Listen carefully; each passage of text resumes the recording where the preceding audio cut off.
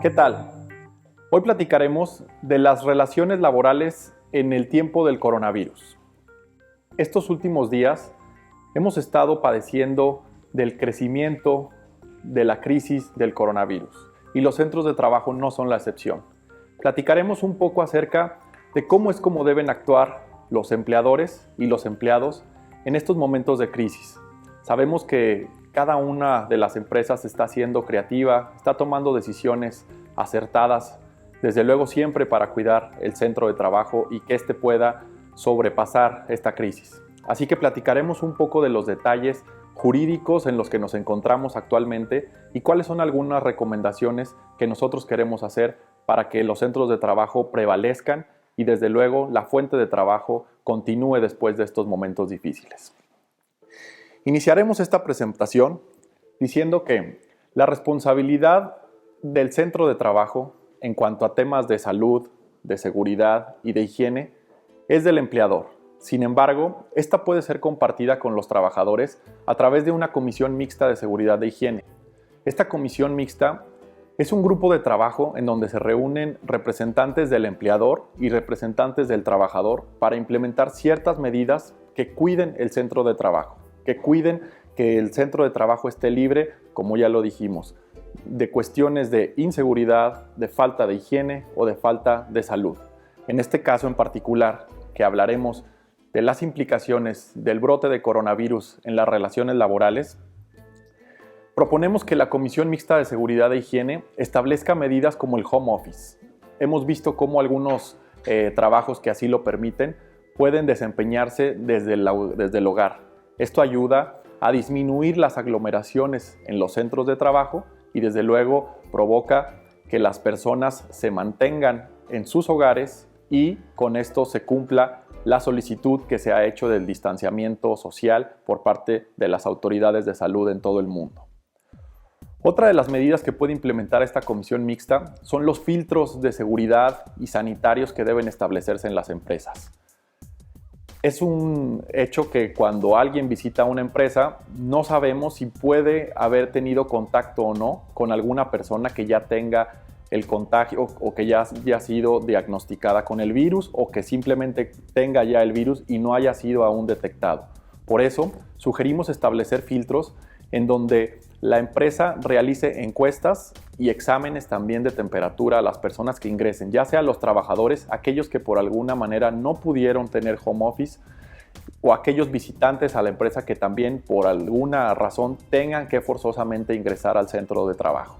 En este caso, las recomendaciones que ha dado la Organización Mundial de Salud es que con aquellas personas que tengan una temperatura de 37.3 grados centígrados o más, tienen que de inmediato trasladarse a su hogar y permanecer en aislamiento por los siguientes días. Nosotros adicionalmente recomendamos que en cuanto se presente un caso de este tipo, se dé aviso a la línea que la Secretaría de Salud ha puesto a disposición para ello.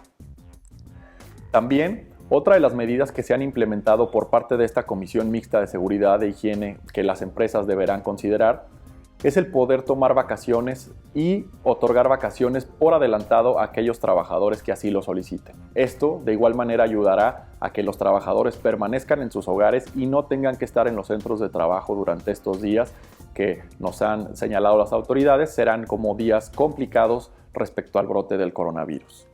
Asimismo, un factor muy importante que debe existir es el de la comunicación.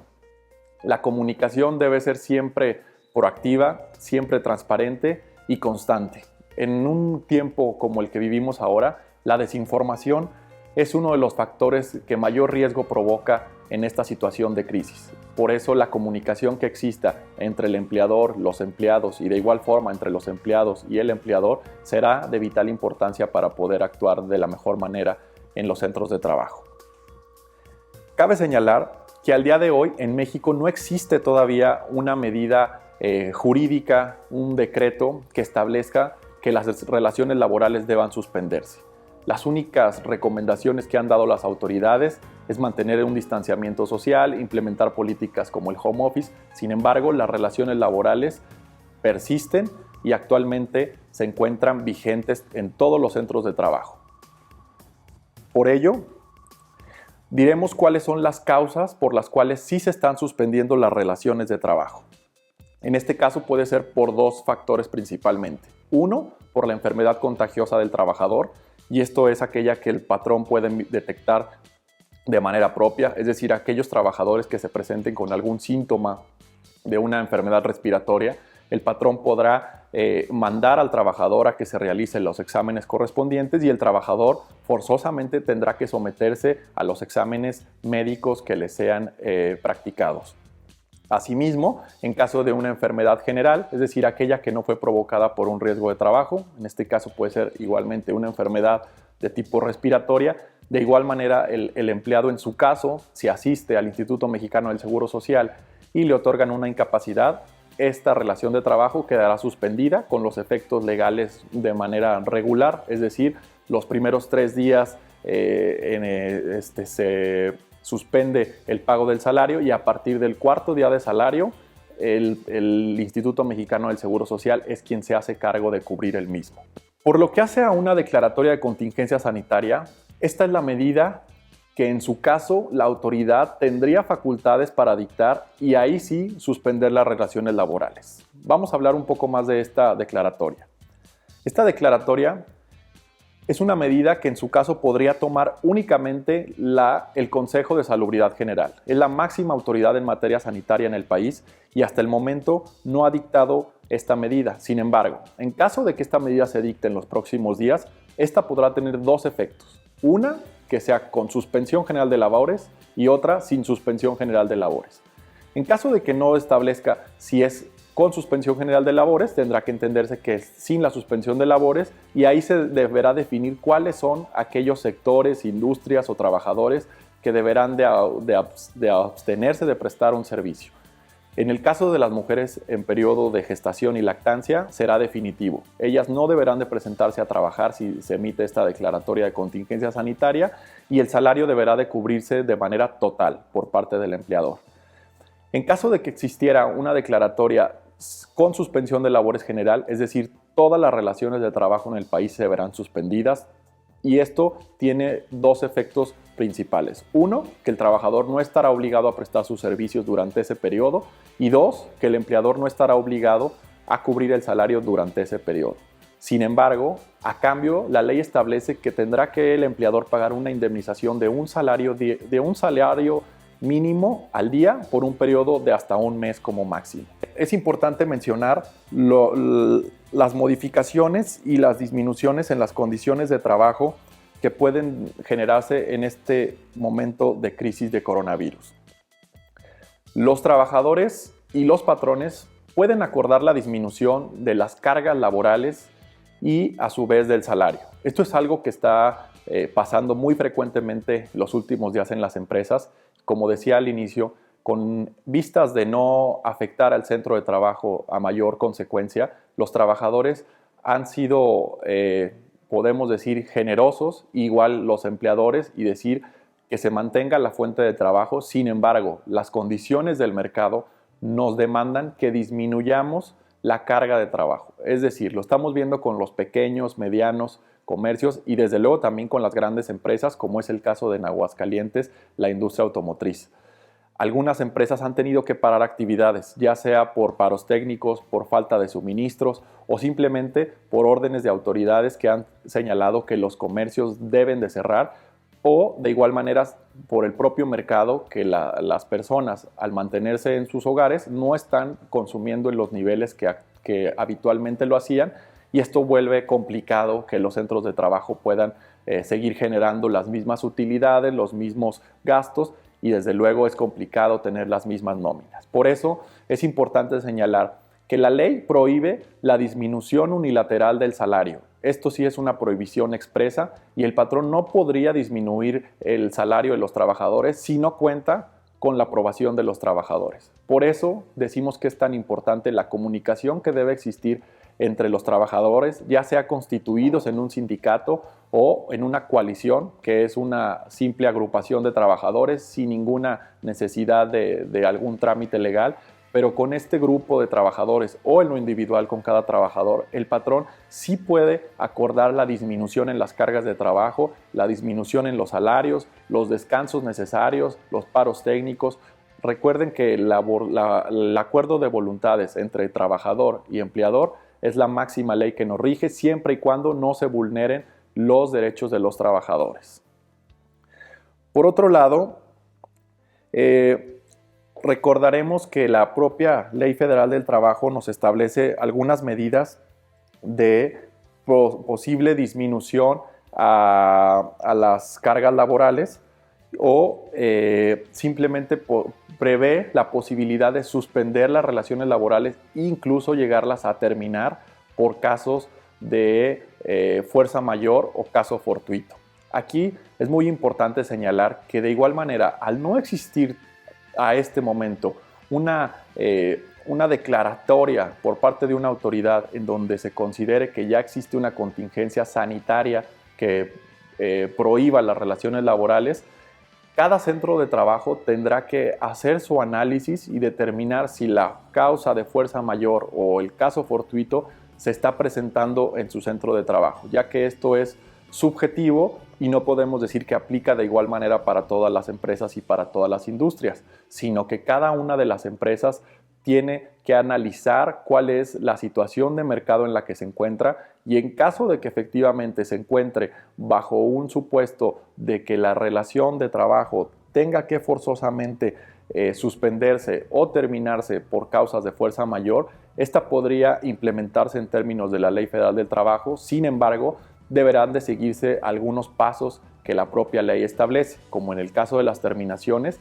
deberá que hacerse una indemnización para los trabajadores de 3 meses de salario, lo cual sin duda no es lo deseable, tampoco es lo deseable que se dicte la declaratoria de contingencia sanitaria y por el contrario, lo deseable es que prevalezcan estos acuerdos entre trabajadores y empleadores y que ayuden a que el centro de trabajo se mantenga y que pueda lograr pasar estos momentos de crisis para poder volver a entrar en operaciones en cuanto el mercado y la situación social y sanitaria lo permita.